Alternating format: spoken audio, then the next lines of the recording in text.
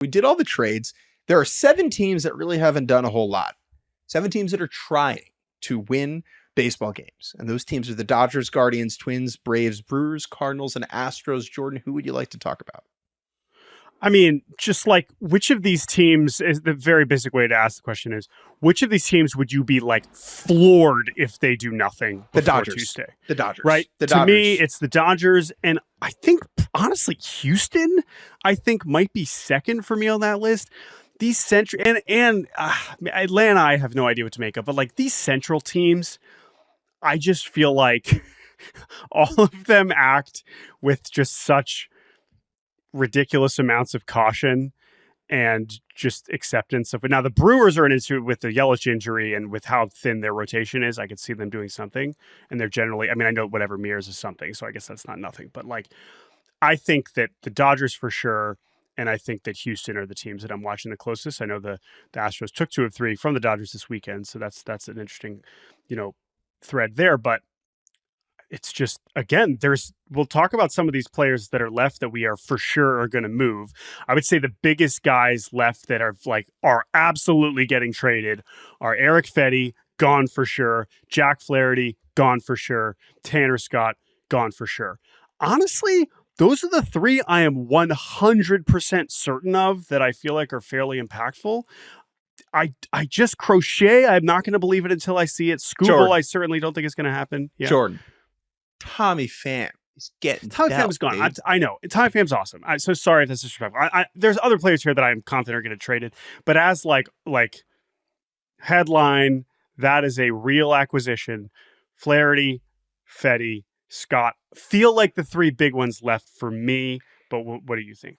Here is a theory with 0 information. Okay, I think we've gone too far in the other direction on Crochet. I think that the report that came out about how he wants the extension and how teams are more cautious to trade for him, like he still could very well get traded. I agree. I think we've crumbled him up into the not going to get traded bucket. And I think the Dodgers could just be like, screw it. No, I totally agree with that. And I think that, right, Crochet and Robert are the ones to watch that would be both not stunning, but would be like, oh, wow. Like, okay, that's that. Now we're seeing like the likelihood of the best possible prospect to get traded is going to involve probably one of those 2 guys getting moved. Either Crochet or Robert getting traded or neither of them getting traded. What would you choose?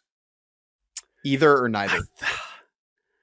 I think I still would say at least one of them does go. Okay. There you go. That's fun. Yeah. Eric Fetty, you're right. He absolutely has to get moved. The Rays have a lot left to do. The one that I'm super interested in, we've heard just no buzz about, is Brandon Lau. Like Brandon Lau, I think he has a team option for $13 million. I need another hobby. He would probably, like the Rays are certainly not picking that up. Right? 10.5? I mean, 10.5. He's been great.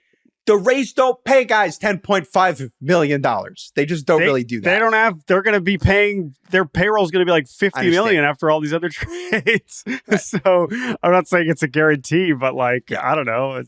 Brandon Lau, I agree. Bangs, dude. He bangs. I think I'm all in on Brandon Lau. He, whenever he's played, he has been good. He's dealt with some injuries, but when he's on the field, he's a real impact guy. Yeah. Toronto still has Yusei Kikuchi, who they can move. Yeah, he's a free agent. Turner. Yeah, those are rentals that are, I think, will likely go. And Kikuchi's been really good. So sorry, like Kikuchi is not. I mean, you could say Kikuchi's a better pitcher than Fetty. I don't think that's a crazy thing to say. So that's significant.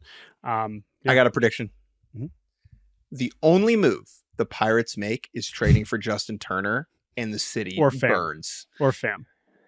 I think Pham is the other one that would make a ton of sense there. Pham and Rowdy, what a hilarious showdown of personalities. So yeah, and then that's the other part, right? Is like, what do these teams in the middle end up doing?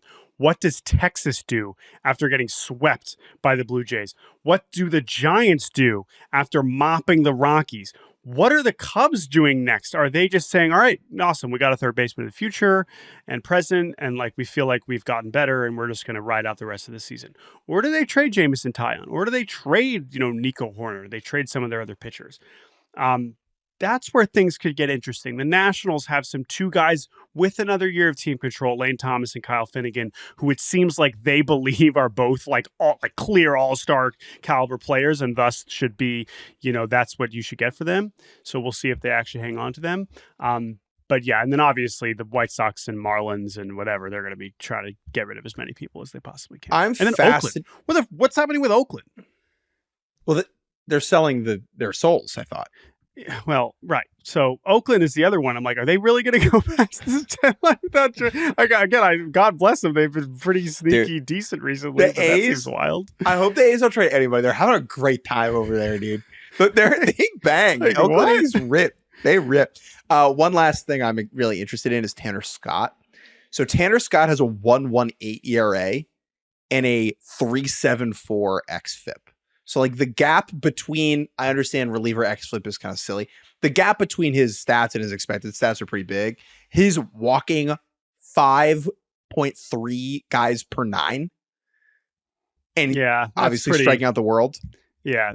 I'm just interested if he gets valued as a top 5 reliever in the game, or he gets valued as a top 20 reliever in the game. And we've seen what relievers are going for at this deadline, and it's pretty steep. That's the thing. His price compared to Estevez will be very interesting, right? Because that's hard to compare with Adam with multiple years of control, some of these other guys. But compared to Estevez, that'll be very, very, very interesting.